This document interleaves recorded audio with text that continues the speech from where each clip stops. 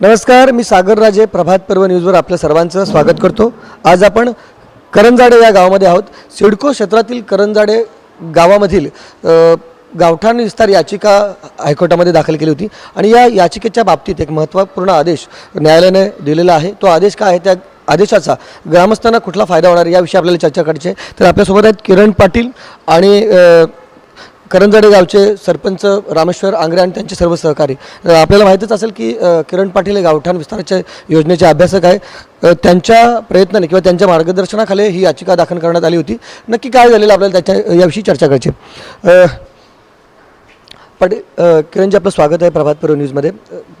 मला आठवतं की गेल्या वर्षी आपण खूप प्रमाणात गावठाण विस्तारासंदर्भात आपण बातम्या केलेल्या आहेत. आपल्या गावचा देखील गावठाण विस्तार प्रस्तावाबाबत याचिका दाखल केल्यानंतर महत्त्वपूर्ण असा आदेश न्यायालयाने दिलेला आहे. त्या धर्तीवर पुन्हा एकदा करंजाडे गावाच्या बाबतीत देखील एक आदेश या ठिकाणी न्यायालयाकडून मिळालेला आहे. नक्की तो आदेश काय मला सांगा, तो कधी देण्यात आला आणि त्याचा काय फायदा या ग्रामस्थांना होणार आहे? नमस्कार.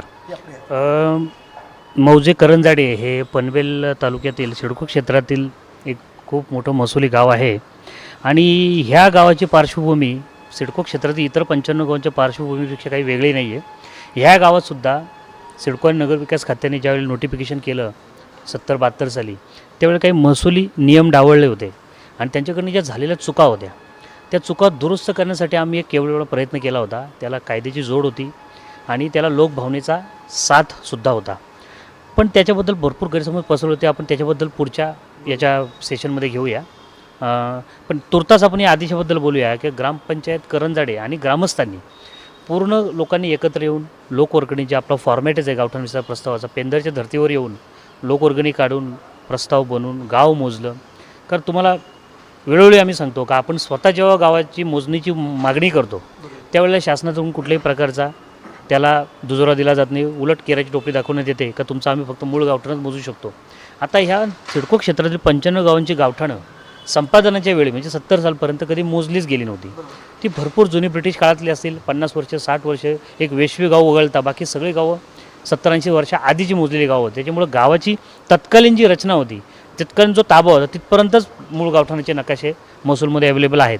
त्याच्या बाहेरची जेवढी पण घरं किंवा बांधकाम किंवा शेती, तळे, मळे, खळे हे सगळे सिडकून तसे संपादन केले आणि मग ती त्यांची चूक होती, कुठेतरी दुरुस्त व्हायला पाहिजे होती. कारण हा अस्तित्वाचा प्रश्न निर्माण झालेला होता. म्हणून करंजाडे गावातल्या ग्रामस्थांनी त्यांच्या कमिटीवर विश्वास ठेवलं. मी धन्यवाद देईल त्यांचे सरपंच श्री रामेश्वर आंग्रे असतील, कर्णशेठ शेलार असेल, पोलीस पाटील कुणाला आहे, उपसरपंच कैकाडी आहेत, काका आहेत, हे सगळे वरिष्ठ मंडळी जेवढी आहे ह्यांनी केलेली ती मेहनत होती आणि गावातल्या लोकांचा विश्वास संपादन केला. आणि मग ते प्रस्ताव प्रॉपर जी प्रोसिजर होती, अगदी कोकण आयुक्तांना प्रस्ताव देणं, कलेक्टरांना देणं, प्रांतांना देणं, त्यांचं उत्तर न येणं, त्याच्यामुळं उच्च न्यायालयामध्ये याचिका दाखल करणं का आम्ही वेळोवेळी 1985 सालापासून गावठाणाची मागणी केलेली होती. ग्रामपंचायतीतर्फे असेल किंवा सामाजिक कार्यक्रमातर्फे असेल. आजपर्यंत सिडको किंवा कलेक्टरकडनं त्याला कुठल्याच प्रकारचा अभिप्राय किंवा उत्तरसुद्धा सध्या आलेलं नव्हतं. मग जसं जाड कातडीचा एखादा प्राणी आपल्यावर तुटून पडला तर आपण शेवटचा अस्त्र वापरतो. शेवटचा अस्त्र आपल्याकडे एकच होता, उच्च न्यायालय. मग ह्या ग्रामस्थांच्या वतीने उच्च न्यायालयात रिट पिटिशन दाखल केली आणि माननीय उच्च न्यायालयाने आपली बाजू कमीत कमी ऐकली तरी. कारण आतापर्यंत जितके वेळा पत्रावर केला त्यांनी कुठल्याच प्रकारचा अभिप्राय दिलाच नाही. कारण सिडको सांगते का आम्ही त्याला बांधील नाही होत. सिडको स्वतःला नवी मुंबईचे मालक समजून राहिलेली आहे. जमीन मालकी त्यांच्याकडं, ते सांगतात का आमच्याकडे गेली कागदोपत्री. पण आता जर 1972 नोटिफाय केलेल्या जमिनी होत्या, 50 वर्षे ते नोटिफिकेशन तसंही रद्द झालेलं आहे.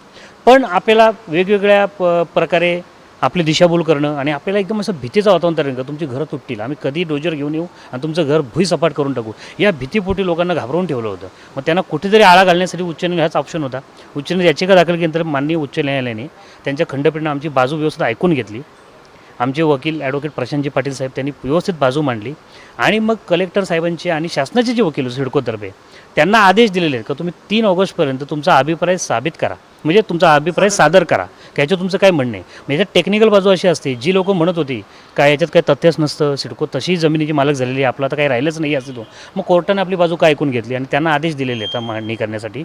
तर ही बऱ्यापैकी मोठा विजय या गावाचा आता झालेला आहे. आता कोर्टाची प्रक्रिया चालू झाली तोपर्यंत या गावाला अभय मिळालेलं आहे, एवढंच मी सांगू शकतो.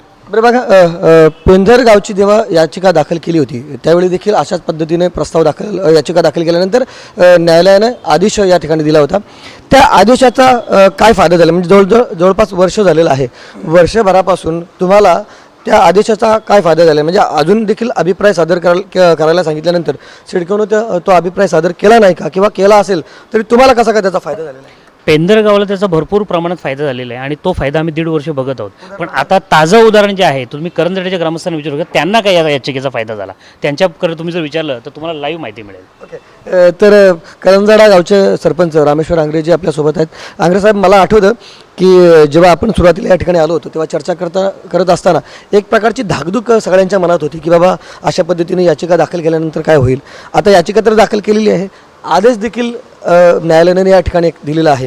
तुम्हाला खरोखर याचा काय फायदा होत असताना दिसतो म्हणजे जेव्हापासून आपण याचिका दाखल केली तेव्हा? करंजाडे गाव ग्रामस्थाने संपूर्ण एकजुटीने सगळ्यांनी एकमुखाने येऊन हा निर्णय घेतला की आपल्याला सदर जे आता आपल्या नैसर्गिकवाडीपोटी जी घरं आहेत किंवा जे गावठाण विस्तारामध्ये जी घरं आहेत ती आपल्याला कायमस्वरूपी करायची आहेत. तर बघा, आम्ही अगदी आमचे मित्र किरणजी पाटील यांचा आदर्श त्यांना मानतो आम्ही. का तर तसंही आमच्याकडे हा करंजाडे 69 साली ज्यावेळेस भूसंपादन केलं तेव्हापासून काही प्रमाणात जी घरं वाढली किंवा काय तो विस्तार झाला तो आपल्याला कायमस्वरूपी करायचा आहे. आता याचिका दाखल करायच्या वेळेस आमच्या मनात धाकधूक होतीच निश्चित, कारण न्यायालयात काय होईल काय नाही, जर निर्णय विरोध केला तर आपल्याला पुन्हा इकडे लोक काय बोलते किंवा सगळ्या गोष्टी होत्या. आम्हालाही काही आमचे मित्र आहेत बाहेरचे, त्यांनी तेच सांगितलं तुम्ही असा निर्णय घेतला आहे, जर उद्या तुमच्या जर कोर्टात निर्णय विरोधात गेला तर तुम्हाला देखील प्रॉब्लेम होईल. तर तसं ठीक आहे, आम्ही सगळे मानसिक तयारी केली होती. कारण तसंही बघा, आमचं गाव हे सिडकोच्या अगदी अखत्यारीत आहे, अगदी गावाला लगत सिडकोने प्लॅनिंग बिल्डिंग इकडे तयार केलेलं आहे. त्याच्यामुळे तसंही आमच्या कारवाईला आम्ही पात्र होतोच. म्हणजे आज दोन सिडको आम्हाला बऱ्याच दिवसांत नोटीस आम्हाला त्यांनी प्रोव्हाइड केली. 2011 पासून आम्हाला नोटीस त्यांनी सुरुवात केलेली आहे. 11 पासून 7 नोटीस येत आहेत. पण जशी आम्ही इकडे याचिका दाखल केली त्यानंतर नोटीस येणं बंद झालं, शिवाय इकडे कारवाई करणं बंद झालं.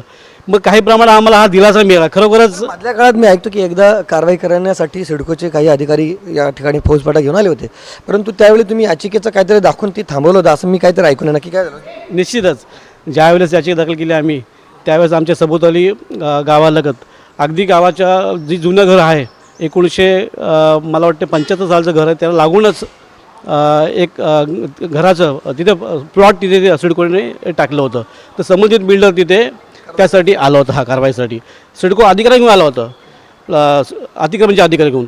असंच हा यांचा प्लॉट आहे, हा प्लॉट सिडकोने अलॉट केलेला आहे. तर म्हटलं ठीक अलॉट केलं. तर म्हटलं आम्हीही या संदर्भात जी आमची जागा इथे आहे, जे आम्ही ज्यासाठी आता कोर्टात गेलेलो आहे ती याचिका त्यांना त्याचं जे दाखल केले त्याचं पेपर दाखवलं. त्यांनी तात्काळ सांगितलं ठीक आहे काय हरकत नाही, आम्ही पुन्हा येऊ काय होईल. पण त्यानंतर पुन्हा कधी आज तक ते आलं नाही. आता ह्या गोष्टीला जवळजवळ म्हटलं 6 महिने झाले ते पुन्हा आले नाहीत. म्हणून हाच आम्हाला एक दिलासा किंवा काय आम्हाला म्हणजे थोडी आम्ही काय ते मजल मारली आहे. ठीक आहे, हां कारवाई होईल नाही ती पुढची गोष्ट. पण आज तर आमच्या हातात भरपूर काही आलं आहे. जे आमची जी काही आता घरं आहेत ती आमची घरं निश्चितच ती आज गावठणवाडी विस्तारपोटी बांधलेली घरं निश्चितच ती कायम होतील. ती जागा आमच्या मालकी खरं आम्हाला असं आशीर्वाद वाटतो, आम्हाला विश्वास वाटतो. अन्य सहकारी देखील त्यांचे या ठिकाणी आहेत, तर त्यांना देखील आपण विचारू की तुम्हाला नेमका काय वाटतं? आपलं नाव काय? करुणा शेलर. बघा, ही याचिका दाखल केल्यानंतर आता तुम्हाला न्यायालयाने जो आदेश आता दिलेला आहे त्या संदर्भात काय बोलायचं आहे? आम्हाला आत्ता जे करंजाडे ग्राम समितीच्या माध्यमातून किरण पाटील यांनी जो आम्हाला सहकार्य केला आणि जो आम्ही याचिका जी दाखल झालेली आहे त्या याचिकेबद्दल आम्हाला आज आम्ही जवळजवळ अर्धी लढाई जिंकलेलो आहोत. का जर आमच्यात जर काही जर तथ्य नसतं तर दाखलच झाली नसती, हा आमचा मेन मुद्दा आहे. आणि आता जे आम्हाला जे कोर्टाने जे आदेश दिलेले आहेत 3 ऑगस्ट रोजी जी सुनावणी आहे आणि त्याच्या अगोदरसुद्धा आमच्याकडे जे लोक यायचे शिडकोवाले वगैरे यायचे त्यांना फक्त आरसा दाखवला तरी चिकार अशी पोझिशन होते आणि निघून जात आहेत. म्हणजे हा मोठा दिलासा आम्हाला मिळालेला आहे. आणि दुसरी गोष्ट अशी का याच्या पुढची जे आम्ही जवळजवळ लढाई जिंकूच आणि सिडकोला आम्ही हद्दपार करूच एवढी नक्कीच गॅरंटी देतोय.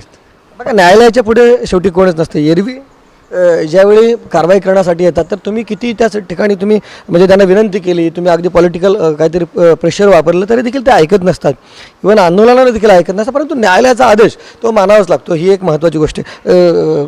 या गावचे या ठिकाणी पोलीस पाटील कुणाल लोंढीजी आहेत. कुणाल लोंढीजी काय वाटतं आपल्याला? सागरराजे, प्रथम आपल्याला धन्यवाद देतो, कारण की आपण वारंवार सुरुवातीपासून आमची जी ग्राम समितीची जी एक करंजाड्यामध्ये स्थापन झाली जेव्हा गावठाण विस्ताराचा आम्ही प्रकरण सादर केलं, सगळं काम सुरुवातीपासून सर्वेपासून तुम्ही वारंवार बातमी दिलीत आणि खरोखर तुमचं मनापासून धन्यवाद.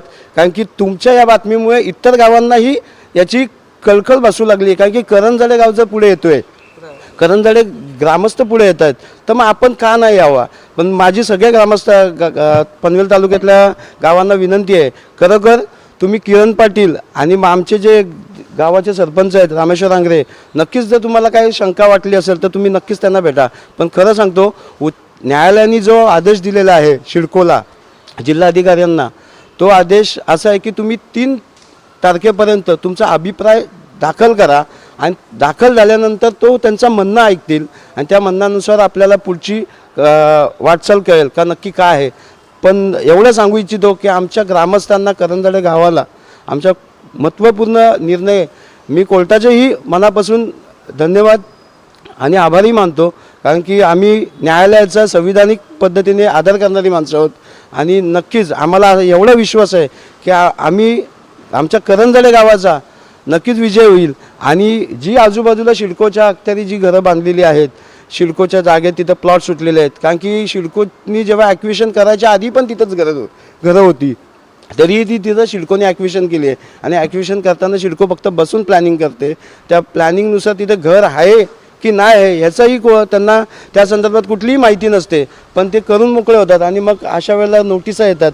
पण एकदा असं झालं की नोटिसा यायची सुरुवात झाली, मग गावकऱ्यांना प्रश्न पडला. सरपंच साहेब, आम्ही सगळे ग्रामस्थ, आमचे मारोत काका असतील, कर्णादादा असतील, सरपंच असतील, आमचे उपसरपंच योगेशजी गायकाडी असतील, राणे काका असतील, आम्हा सगळ्यांना हा प्रश्न पडला की नोटिसा येतात, मग आपली पुढची भूमिका काय असणार आहे. मग कारवाईला आले की मग आपण फोन करणार, ह्याला बोलवणार त्याला बोलवणार, पण शेवटला त्यांच्यात कायदेशीररित्या आपल्याकडे काय नसतं. कायदेशीररित्या काय नसल्यामुळे ते कारवाई करून जातात. मग त्यावेळेला कुठंतरी आपला एक रिलेशन वापरून आपण त्यांना विनंती करून ते पुन्हा जातात आणि पुन्हा याची तसदी करतात तिथे येऊन. मग त्या अनुषंगाने वारंवार असं होण्यापेक्षा मग आम्ही सगळ्यांनी मिळून, ग्रामस्थांनी मिळून एक निर्णय घेतला.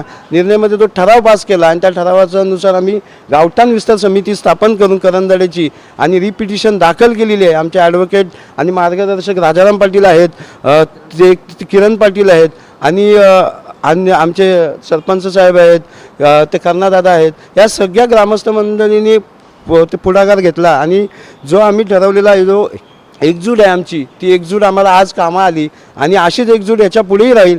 येणाऱ्या काळामध्ये जे काही होणारा काळ असेल त्याला आम्ही पूर्णपणे सामोरे जाऊ आहे. 100% ही ग्वाही देतो. नक्कीच आज ह्यापुढे कुठल्याही प्रकारची सिडको करंजाडेमध्ये कारवाई करताना खूप वेळा विचार करणार आहे. बघा, एक महत्त्वाचा शब्द की यापुढे सिडको करंजाडेवर कारवाई करताना नक्कीच विचार करेल. परत पुन्हा एकदा मी बोलायचं आहे का 2 मिनटं? ओके, ठीक आहे. पुन्हा एकदा मी किरण पाटील यांच्याकडे जाणार आहे. बघा, त्यांनी एक महत्त्वाचा मुद्दा या ठिकाणी उपस्थित केला की 3 तारखेपर्यंतची ती मुदत आहे. 3 तारखेपर्यंत सिडकोने त्यांना सिडकोचा अभिप्राय या ठिकाणी न्यायालयाने मागितलेला आहे किंवा इतर ज्या संबंधित यंत्रणा असतील. 3 तारखेनंतर पुन्हा काय? कारण तुम्हाला देखील तुमच्या गावाच्या बाबतीत देखील सेम प्रश्न होता. न्यायालयाने सिडकोचा अभिप्राय मागितला होता. अभिप्राय देऊन जवळपास 1 वर्षभर झाला असेल. तुम्हाला त्याचा काय फायदा झालेला आहे का? मला पुन्हा तोच प्रश्न विचारायचा. आता बघा, आम्ही तुम्हाला एक उदाहरण देतो सागर. जर एखाद्या माणसाने कुठलं कायदा मोडला आणि एखाद्याच्या माणसाच्या कानफाडात मारली समजा, तो माणूस जर पोलिसात गेला तर पोलिसाला बाबा तुझ्या कानफाडात का मारली, तरच ते गुन्हा दाखल करणार. कारण विचारतात ना पहिले इंटेन्शन. ते कारण जितकं गलिच्छ असेल समोर म्हणून सांगूच शकत, त्याची चुकी जितकी मोठी झालेली असते की ते पोलिसांना काय सांगू शकत नसतो. तो काय सांगणार, मी का मार खाल्ले ते. तसं सिडकोची अवस्था झालेली आहे. त्यांनी कामात इतके महसुली नियम तोडलेले आहेत आणि सगळ्याला केराची टोपली दाखवली आहे. कोर्टाचे आदेश डावलेले, कितीतरी सरकारचे GR होते. 1960 सालापासून गावठाणाचे GR अवेलेबल आहेत. त्या सगळ्या GRचा जर आपण अभ्यास केला तर आपल्याला क्लिअर कट दिसतं का सिडकोनी त्यांचा मुजोर कारभार केलेला आहे. नकळत झालं बोला किंवा मुद्दाम केलं. ज्यावेळेला त्यांनी फक्त कागदावर बसून प्लॅनिंग केली त्यावेळेला त्या लोकांना खूप वेळ होता किंवा सिडको सोडून द्या, सिडको एक प्लॅनिंग ऑथॉरिटी होती, त्यांनी फक्त नोटीस काढली होती 70-72 साली का आम्हाला या जमिनी पाहिजेत म्हणून. पण महसूल खातं होतं ते झोपलेलं नव्हतं ना. त्यांचे डोळे कान नाक उघडे होते, त्यांना सगळे GR माहिती होते, गावठाणाचे नियम माहिती होते. मग त्यांनी सिडकोला काउंटर अटॅक का तेव्हा केला नाही की बाबा अशी डायरेक्ट गावाच्या जमिनी संपादन करता येणार नाही, आरक्षण टाकता येणार नाही, ह्या गावांच्या कधी कधी नैसर्गिक वाढ होणार आहे. हे गाव आज जर समजा 3 एकरमध्ये येऊ द्या, 30 एकरमध्ये होईल, 100 एकरमध्ये होईल, त्यासाठी काही प्रोव्हिजन आहे का आपल्याकडं? कारण त्यावेळेला 12.5%ची स्कीमसुद्धा नव्हती. जे प्लॉट आपल्याला मिळाले ते नंतर दिबा पाटलांच्यामुळे 1984ला मिळाले आपले. पण त्यावेळेला तशी काही मुभा त्यांनी ठेवलीच नव्हती, कुठल्याच प्रकारचं प्रयोजन ठेवलं नव्हतं. मग ही सरकारची चुकी होती ना. आपण काही एखाद्या विकासाकाला जमीन नव्हती विकली, चला फलाना बिल्डर त्याला जमीन विकली, आपल्याला माहिती आपला पैसा असतो, आपण त्याला जमीन देऊन टाकतो, पुनर्वसन वगैरे काही विचार करत नाही, आपल्या नशिबावर आपण अवलंबून राहतो. पण हे सरकार होतं, मायबाप सरकार. त्यावेळेला हे सगळे कायदे होते, कशाला त्याची जमीन राहील, त्याचं घर, आदिवासी लोकांसाठी ॲट्रॉसिटीचे सगळं कायदे जरी तेव्हा नसतील तरी कमीत कमी त्यांना संरक्षण पण होतं. जिथे घर आहे ते दिसतंय डोळ्याने, बरोबर. मग त्यावेळेला तुम्ही नियम कसे डावळू शकता? मग त्यावेळेला हा विचारच केला गेला नव्हता. थोडक्यात सिडकोने सर्व चुका केल्या होत्या. ॲफिडेविट जरी त्यांनी सादर केलं तरी देखील न्यायालयाला ते पटू शकत नाही असं तुमचं म्हणणं आहे? 100% न्यायालय हे पटणार नाही. न्यायालय दोन्ही बाजू तराजूच्या चेक करून बघतं. शेवटीला त्यांनी चुका करून किंवा आपल्याला फसवून ती जमीन संपादन केलेली आहे. त्याच्यामुळे आता काय झालेलं म्हणजे आता त्यांनी ॲफिडेविट दाखल केलेलं आहे तुमच्या बाबतीत, त्यावेळेला काय झालेलं आता? आता सिडको ज्या वेळेला आपल्या ॲफिडेविट फाईल करेल ते त्यांच्या तुमच्या बाबतीत विचारतो मी. पेंदर किंवा करंजडे दोन्हीकडं ते त्यांच्याच कटेचं असं अडकत जातील. जसं जसं ते ॲफिडेविट फाईल करतील तसे त्याच्या चुका अजून बाहेर येतील आणि त्याच्यामध्येच आपलं यश पूर्णपणे अवलंबून आहे. त्यांनी जितक्या वेळेला त्यांची ती बाजू मांडतील तितक्या वेळेला त्यांचीच बाजू त्यांच्याच विरोधात जाईल हळूहळू. हे मी तुम्हाला ठामपणे सांगू शकतो, कारण नियम कुठलेच पाळले गेलेले नव्हते. घरं होती हे जगजाहीर आहे, गाव होती हे जगजाहीर आहे, प्रत्येक गावची सीमा असते हे जगजाहीर आहे, कायद्यात पण ते बसतं. लँड रेव्हेन्यू कोड जो आहे 1966 त्याच्यामध्ये क्लिअर कट तरतूद आहे. मग तुम्ही ते लँड रेव्हेन्यू कोड कधी आला? 1966ला. सिडको आली 70ला. मग त्यांना ती पाळायला पाहिजे होतं, त्यांनी ते तेव्हा नाही पाळलं, ते त्यांना आता पाळण्याची गरज आहे. पण प्रॉब्लेम असा झाला आहे का आपलीकडच्या काही संघटना आहेत किंवा काही राजकीय नेते असतात ते आपल्याला याच्यापासून दूर ठेवतात, कारण त्यांच्या मिटिंग्स फक्त सिडकोच्या महसुली अधिकाऱ्यांबरोबर नसतात.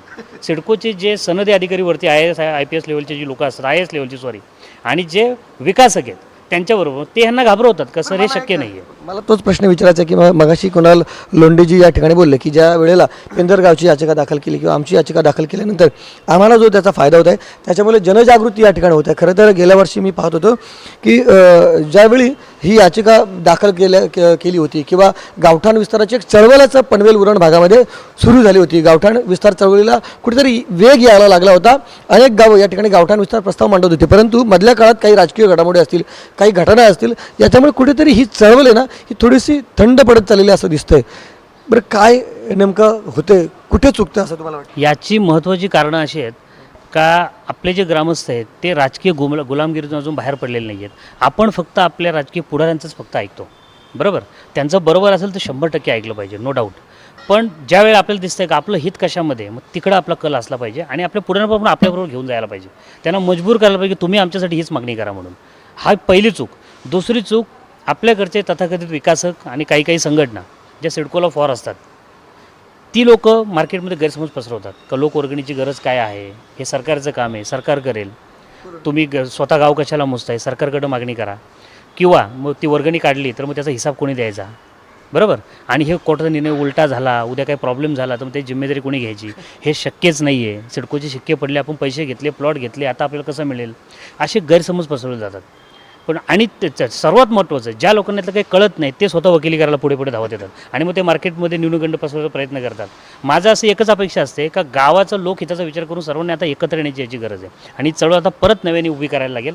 कारण मध्ये दुसरा गैरसमज असा होता का 22 फेब्रुवारी 2022 25 फेब्रुवारी 2022ला नगरविकास खात्याचा एक JR आला की गरजेपोटी बांधलेली जी घरं आहेत ती भाडेपट्ट्याने नियमित करू म्हणून. आता त्याच्यामध्ये किती त्रुटी ते आपण मागच्या व्हिडिओमध्ये सांगितलं होतं. ते आपल्या 60 वर्षासाठी देणार, आपल्याकडे स्टॅम्प ड्युटी घेणार, प्लस ते फक्त रहिवासी बांधकामांसाठी. मग आपण बांधलेल्या चाळी असतील, आपले जुने गोठे होते त्याच्याचवरती आपण काहीतरी व्यावसायिक बांधकाम केलेले, मग ते त्यात पात्र होणार नाही. भरपूर त्याच्यामध्ये त्रुटी, त्याच्यामुळे कोणी त्याला पाठ फिरवले लोकांनी. मग त्या JRमुळे पण भरपूर लोक असे बोलायला लागले की आता सरकारचा निर्णय झालेला आहे. जे लोक निर्णय घेऊन आले ते छाती टोकून सांगायला लागले का आम्ही केलं, मग तुम्ही काय केलं ते तुम्हालाच कळत नाही. तुम्ही ते JR नीट वाचा आधी ना, बरोबर. मग तुम्ही जर केलं आहे मग आतापर्यंत सिडकोमध्ये लाईन लागायला पाहिजे लोकांचे अर्ज करण्यासाठी. मग काय आजपर्यंत 7,000 अर्ज पोचलेत, कारण किती 7 अर्ज पोचले आणि मुदत वाढवतात प्रत्येक वेळेला. यांना लाजा वाटल्या पाहिजेत, प्रत्येक वेळेला जाऊन अर्ज करतात का आम्हाला मुदत वाढवून द्या. बरं, एक महत्त्वाचा विषय की जो स्थानिकांची घरं नियमित करण्याचा जो नगरविकास खात्याचा निर्णय होता, सिडकोतील जी अनेक घरे आहेत जी सिडकोने अनधिकृत ठरवली आहेत ते अधिकृत करण्यासाठी JR झाला आणि त्याच्यानंतर सिडकोने सातत्याने त्या ठिकाणी आवाहन केलं की बाबा तुम्ही घरं नियमित करून घ्या. ज्यांनी कोणी या निर्णयाचं स्वागत केलं त्या लोकांनी देखील अजून त्या ठिकाणी तिथे अर्ज केलेले नाही असं दिसतंय. बरोबर 7च अर्ज केलेले आहेत बरोबर. ज्या लोकांनी स्वागत केले त्या लोकांचाही अर्ज अजून पोचलेला नाही आहे, कारण ते जेरमध्ये काही तथ्यच नाही आहे. ते फक्त राजकीय जुमला होता. इलेक्शन जवळ आली होती लोकांना समोर पचवायचं आणि आपली जी चांगली चळवळ उभी राहिलेली आहे ती कुठेतरी थांबवायची. त्यासाठी ती म्हणजे एक प्रकारे साध्या भाषेत सांगायचं पण तो एक बावळटपणाच होता तो. आणि मग त्याच्यामुळे जर त्याच्यामध्ये तथ्य असतं तर आज सिडकोमध्ये लाईन लागली असते लोकांची का आमचं घर नियमित करून दे. का ते भाडेपट्ट आपलं राहतं घर आपणच भाड्याने घ्यायचं आणि प्लस पण महापालिका घरपट्टी भरायची 40,000 रुपये वर्षाला, म्हणजे आपण आपल्याच घरात भाड्याने राहायचं. त्याच्यामुळे ते जेरमध्ये कुठल्याही प्रकारचं तथ्य नाही आहे. त्याची घरं नियमित होऊ शकत नाही. तुम्हाला जर घरं नियमित करायची असतील तर गावठाण विस्तार आणि लँड रेव्हेन्यू कोड 1966चा कायदा त्यानेच होतील. आणि त्यासाठी गावठाण विस्तार कमिट्या स्थापन करा, लोकवर्गणी करा, एक चळवळ उभी करा. कोकण आयुक्तांना प्रश्न लोक काय सांगतात का बाबा मुख्यमंत्री निर्णय घेतो, नगरविकास मंत्री तुम्ही इथे उड्या कशाला मारताय. बरोबर, पण तुमचा बेस तर इथूनच तयार होईल ना. गावाची सत्य परिस्थिती जी आहे ती तुम्ही गाव मोजून कमिटी करून प्रस्ताव बनवून दिसणारच नाही. मुख्यमंत्री मग तेच सांगतील ठीक आहे तुमचा प्रस्ताव द्या आम्हाला. मग आधी तुम्ही प्रस्ताव बनवा, आधी बॅकग्राऊंड तयार करा.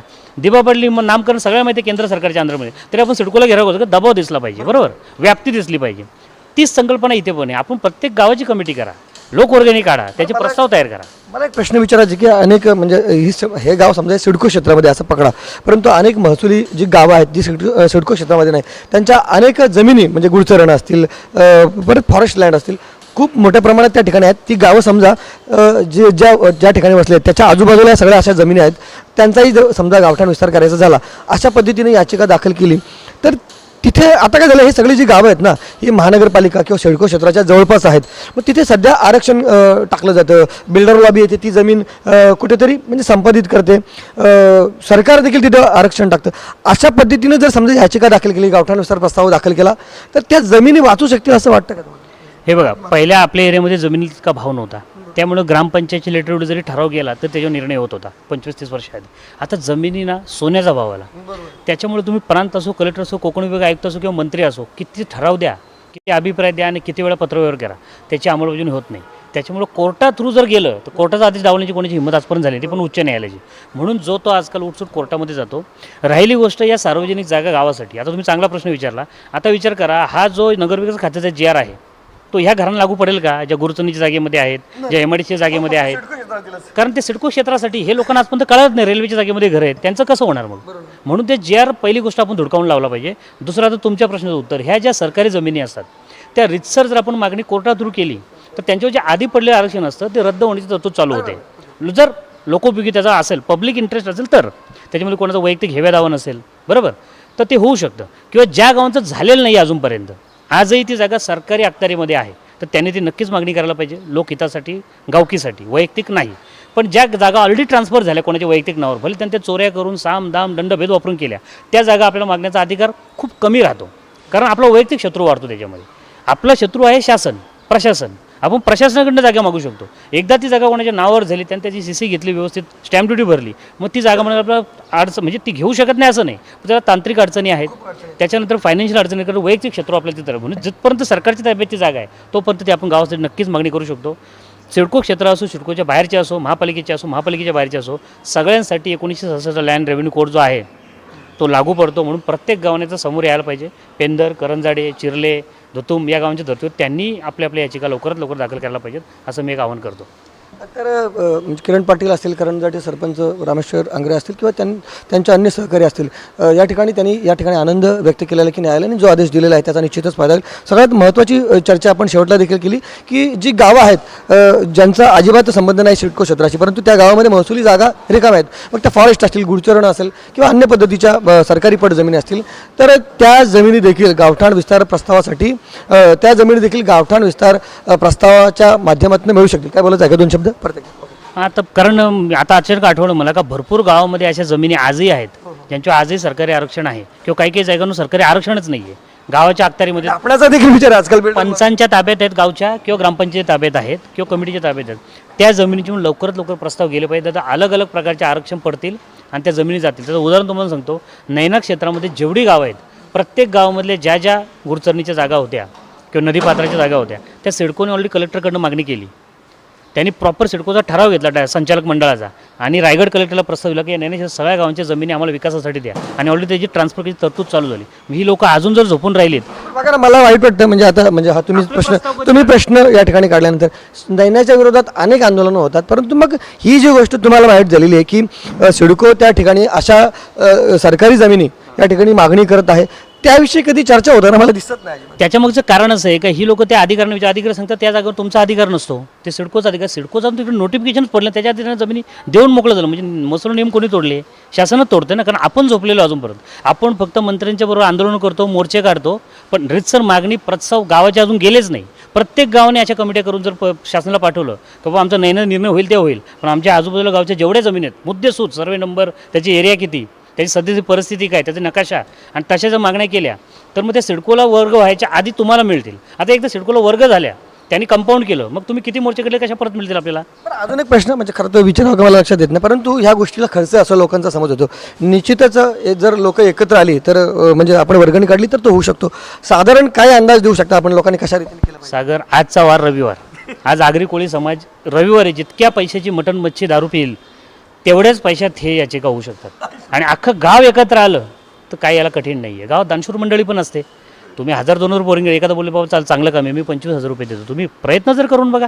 लोक वर्गणीची ताकद आहे ती तुमच्या वैयक्तिक पैशामध्ये कोणीही कुबेराच्या इथून तिजोरीतून आलेलं नाही आहे. लोक वर्गणी सक्सेसफुल फॉर्म्युला आहे आणि त्याला कोर्ट आणि महसूल डिपार्टमेंट शासनसुद्धा सहानुभूतीच्या नजरेने बघते की बाबा लोक एकत्र कायदेशीर देखील फॉर्म्युला आहे. लोक भावनेने केलेला निर्णय आहे, याच्यामध्ये कोणाचा वैयक्तिक हेवा देणं नाही. आता हे झालं तर किरण पटले काय मिळणार किंवा सरपंचाला काय कर्णशेठला काय मिळणार आहे का? मिळेल ते गावाला, ज्याची प्रॉपर्टी त्याला मिळेल, कायमस्वरूपी मालकी मिळेल, भाडेपट्टा नाही मिळणार. म्हणून लोकांनी एकत्र येण्याची आताही गरज आहे. तर सर्व बाबींच्या बाबतीत आपण मान्यवरांच्या या ठिकाणी मतं जाणून घेतलेलं आहेत. तुम्हाला काय वाटतं याविषयी तुमची कमेंट अवश्य नोंदवा. व्हिडिओ जर्नलिस्ट यासिन खानचं सागर राजे, प्रभात पूर्व न्यूज करता, करंजाळा. धन्यवाद.